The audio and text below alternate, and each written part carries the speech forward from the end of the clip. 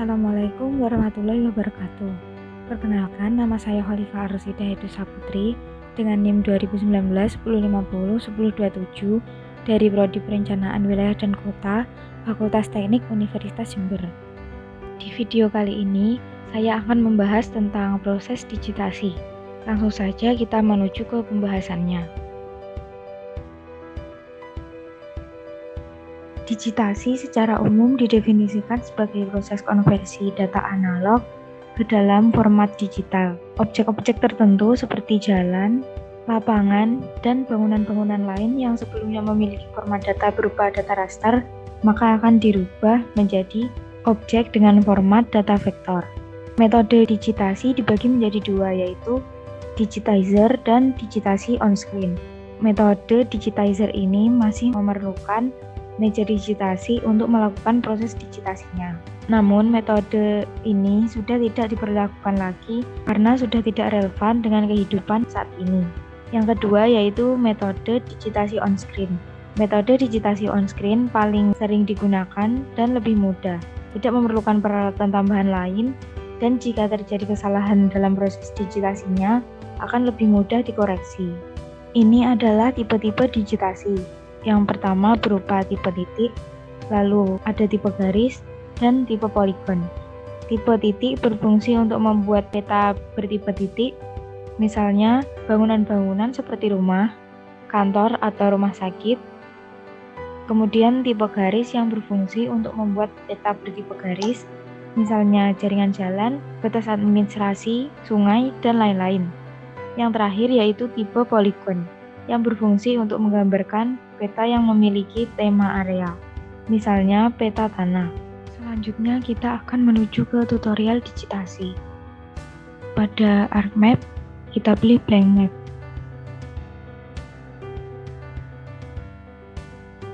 Data yang kita pakai di sini adalah data dengan format SHP yang sudah disediakan oleh Pak Rendra. Sebelumnya kita munculkan toolbar editor. Klik Customize, klik toolbar, lalu pilih editor. Lalu kita munculkan petanya. Kita ke bagian katalog, lalu pilih folder yang sudah kita hubungkan, yang sudah berisi peta kita. Kita munculkan dulu bar katalog dengan cara klik Windows, lalu pilih katalog. Kita pilih foldernya, dan kita drag petanya, maka akan muncul di map view. Pada proses digitasi, kita harus mengetahui batas administrasinya dulu agar mengetahui lokasi yang akan didigitasi. Di bagian Add Data, pilih Add Base Map. Ini ada beberapa pilihan. Kalau kita menggunakan jenis citra satelit, kita gunakan Imagery. Lalu klik Add. Jadi Kecamatan Pakem ada di sini. Untuk mengetahui batas administrasinya, klik kotak di bawah nama file. Lalu kita ganti warnanya menjadi holo. Maksudnya ini hanya diberi warna tepinya saja dan tengahnya tidak diisi warna. Jadi fill color ini dicoret, lalu outline width-nya dibesarkan, misalnya 3. Klik OK. Lalu coba kita zoom. Nah, ini penampakannya sama seperti di Google Earth. Biasanya batas administrasi ditentukan oleh batas fisik, misalnya sungai. Seperti yang sudah dijelaskan sebelumnya, data vektor ada 3, yaitu titik atau poin, garis atau polyline, dan poligon. Untuk menunjukkan lokasi saja itu menggunakan poin, misalnya lokasi SPBU, rumah sakit, masjid, dan lain-lain. Kalau untuk menunjukkan lokasi beserta panjang, misalnya sungai, jalan, atau yang lainnya, kita bisa menggunakan polyline. Kalau kita ingin mengukur panjang dan luas, kita gunakan poligon. Lalu kita akan membuat shapefile, yaitu file berisi data spasial berupa data vektor. Caranya yaitu dengan klik kanan pada folder di katalog, lalu New, dan pilih New Shapefile.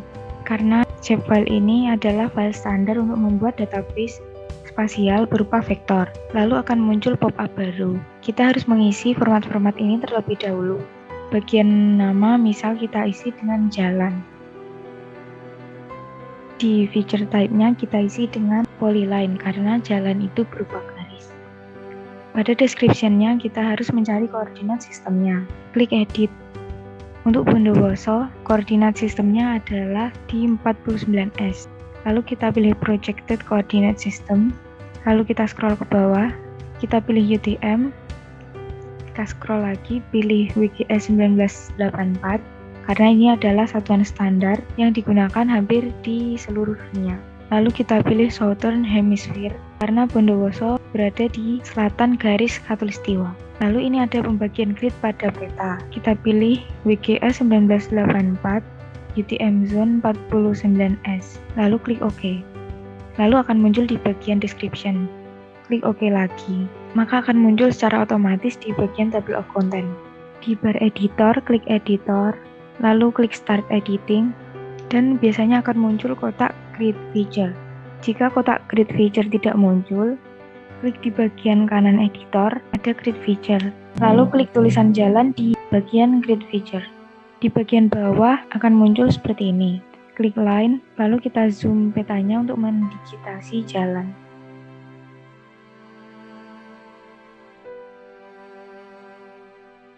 Cara mendigitasinya yaitu dengan cara klik kiri pada bagian jalan yang ingin didigitasi.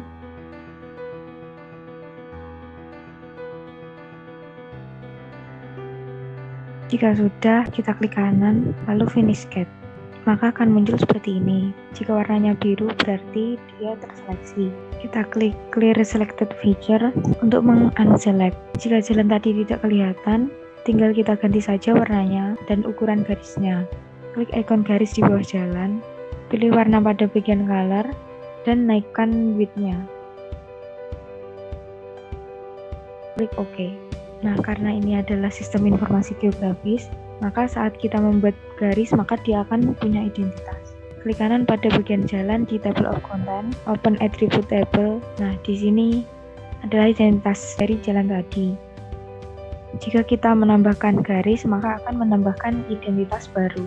Klik editor, snapping, lalu pilih snapping toolbar, lalu kita aktifkan semuanya dengan klik use snapping. Kita coba untuk menambahkan garisnya.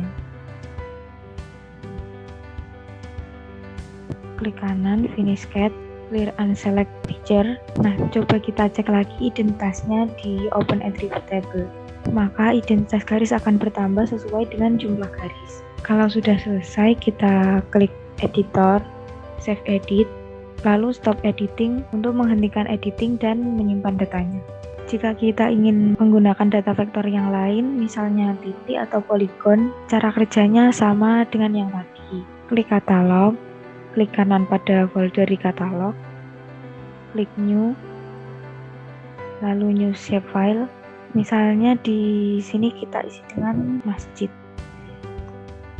Pilih point pada feature type-nya, edit description-nya, pilih projected coordinate system, UTM, WGS 1984, Southern Hemisphere, lalu pilih yang WGS 1984 UTM Zone 49S. Klik OK, lalu dia akan muncul di bagian description. Lalu kita klik OK lagi. Nah, dia akan muncul di bagian table of content. Di bagian editor, pilih Start Editing. Di bagian Grid Feature, kita pilih Masjid. Kita klik kiri, lalu pilih Point, lalu kita letakkan di lokasi masjid. Misalnya masjid ada di sebelah sini, dan ada lagi di sebelah sini misalnya. Kalau sudah, kita cek dulu attribute table-nya. Nah, ini sudah benar datanya sesuai dengan jumlah poinnya tadi. Klik editor, save edit, lalu stop editing. Kalau kita rasa poinnya belum kelihatan, kita tinggal besarkan. Caranya klik kanan pada ikon titik di bawah masjid, kita tambah size-nya, atau kita juga bisa memilih bentuk-bentuk ikonnya. Kita pilih yang circle. Kita pilih warna misalkan biru.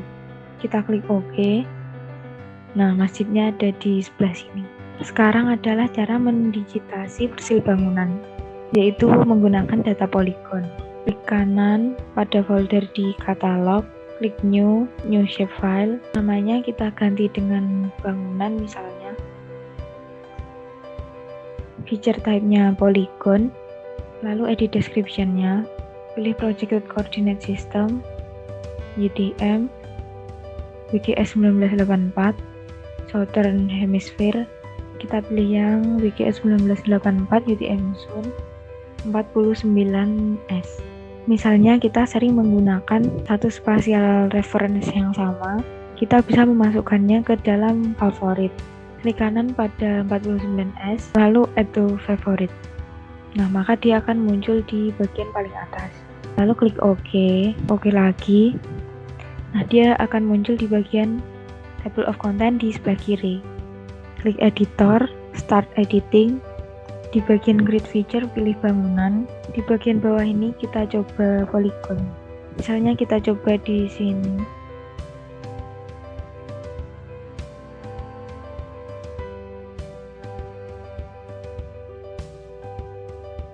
Kalau sudah selesai, klik kanan finish sketch. Kalau kita ingin merapikan titik-titiknya tadi, kita matikan snappingnya dulu. Unchecklist use snappingnya.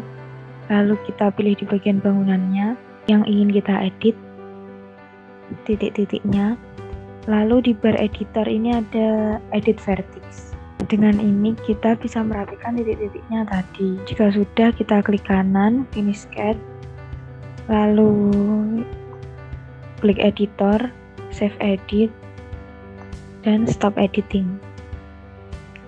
Agar lebih mudah menyesuaikan titik-titiknya saat mendigitasi, kita bisa menghilangkan warna yang ada di dalam poligonnya dengan cara klik ikon kotak di bawah tulisan bangunan.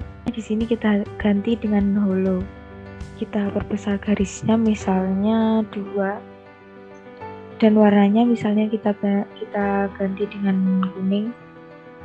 Klik OK. Nah, maka akan terlihat seperti ini. Jika sudah selesai, kita bisa menyimpan hasil digitasi kita dengan cara klik file, lalu save. Nah, mungkin itu dulu yang dapat saya bagikan. Semoga ilmunya dapat bermanfaat. Saya akhiri, sekian dari saya. Wassalamualaikum warahmatullahi wabarakatuh. Terima kasih.